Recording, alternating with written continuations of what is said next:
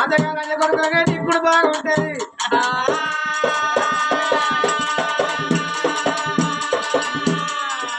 ఆయన మొక్కు అంటే మొక్కుదారు అయ్యా అయ్యో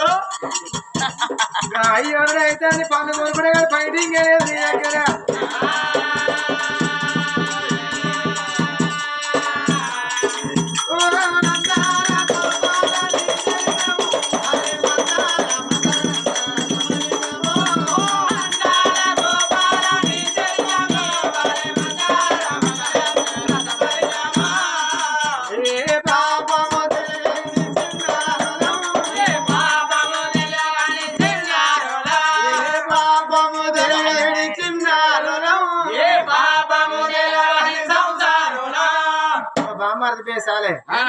సంవత్సరాలు కాకుండా లంగలు మీరు ఇంకా ముక్కారు రాదని చిన్నారులు అంటారు అన్నట్టు 50-60 సంవత్సరాలకు అదే పెరగండి 40 దాటితే ముక్కారు అన్నట్టేనా అయ్యేది 19 ఏళ్ళు ఉన్న బిడ్డ నేను నీ అమ్మ చెప్పింది మొన్ననే 17 వెళ్ళి 16 పడతానే ఆడది మామ చెప్పింది మీ అమ్మ 17 వెళ్ళి 16 చూస్తాయట 17 వెళ్ళి 18 పడితే 17 వెళ్ళి 16 కట్టారా వాడు అమ్మని అట్లనే చెప్పింది వాడు అమ్మ ఆయన ఒక్కొక్క మొగలు చూస్తే పుట్టడు సంబరాలు పెట్టాని సంబరం పాడవాడా దేవుడు పదవి అమ్మకెత్తాడు పెళ్లి పెళ్లి కొల్ల కాడికి ఇచ్చే 3-4 మొగలు కూర్చున్నారు ఇస్తుంటారు అంటారమ్మా నీ తోడా ఏ దేవుడు కొడుకుని సోపది పాడవాడా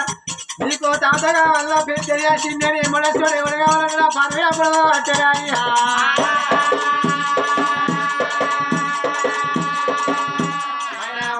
మొగలు చూస్తే పుట్టడు సంబరాలు పెట్టని సంబరం పాడవాడా ఆయన నీకేమన్నాడు ఒరిగిటి కటికి పాడవాడా ఒక్కొక్క పొలగాల్లో చుట్టూ కొట్టుకొని నడవ ఒరిగి చుట్టూ చీడు కటికి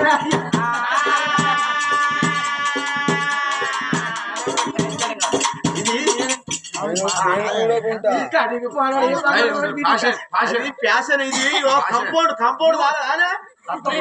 ఇల్లు లేకుంటే కంపౌండ్ ఉన్నది అంటాడు వాడు కంపౌండ్ బాగుందంటే ఏం చేస్తావు ఎరికేనా ఏం చేయాలి బిడ్డ గడ్డి మందు కొట్టరా బుద్ధరకే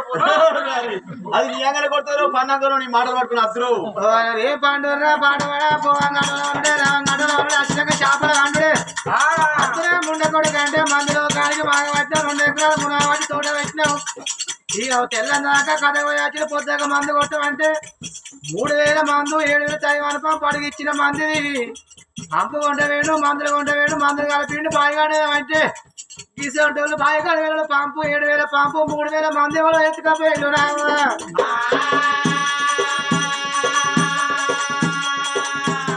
సంసారాన్ని మగవాడంటే ఇచ్చే సందులే వంద పిల్లలు అట్టే ఉన్నాడు ఆయన అనుకుంటాడు దసరా దోగికి దాయవన్న పెన్న ఎందుకు అనుకుంటారేడా నువ్వు లేస్తే నచ్చుకుంటుందని చూస్తాడు ఆయనే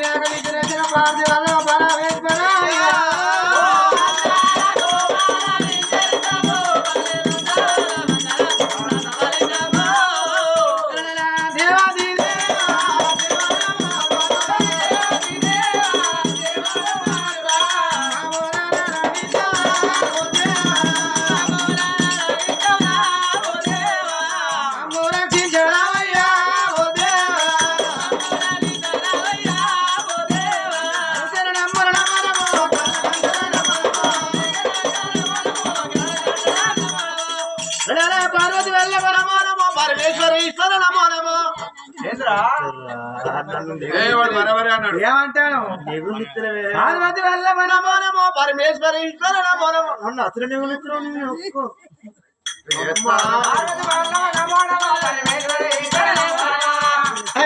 అందరూ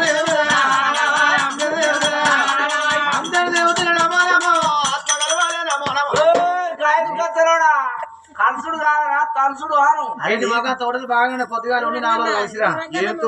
ఏం తోటలు బిడ్డో మొత్తం బాగా అంటాందా అంటాది రంగమ్మ కూడా ఇసురావుతో ఇల్లు పెన్న గిసంటోడే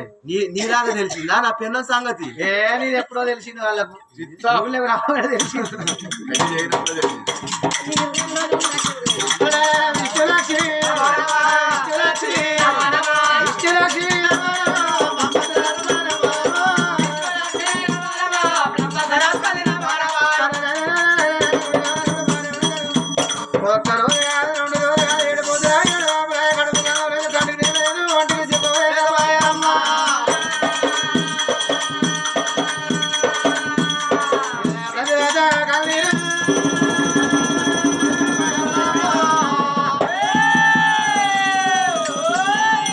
ఎవరికి సిద్ధముట్ట